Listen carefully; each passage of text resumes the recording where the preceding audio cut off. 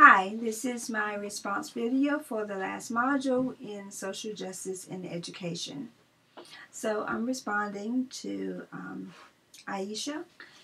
I really love your Jing video, and you're right that we do have to consider considerations in the classrooms, which is somewhat of what I talked about also in my initial post.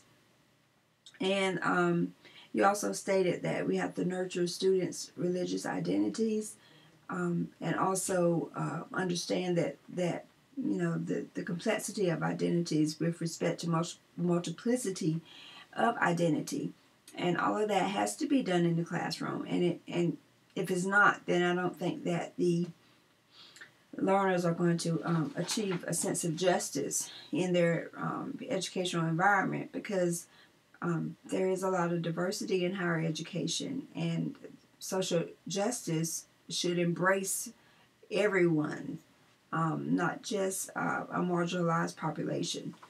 So I really love the video, and I think that you were right that it does start in the classrooms.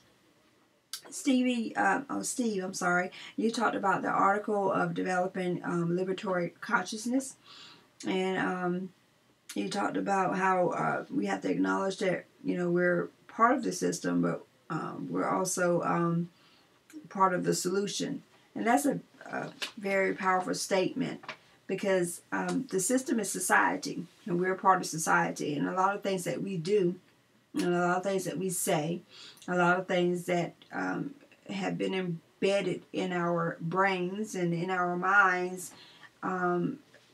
are a part of why society is so messed up. And in order to change that, then we have to change ourselves. So it does take a radical change, and it does take a liberated consciousness to realize that, hey, we've been thinking wrong, we've been acting wrong. We have to change and start a new path in order for social justice to be achieved.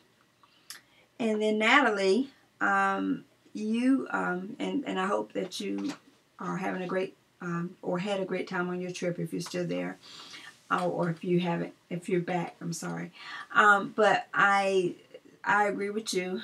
A large part of this course was about raising awareness, and sometimes if you don't read about it, you really don't think about it.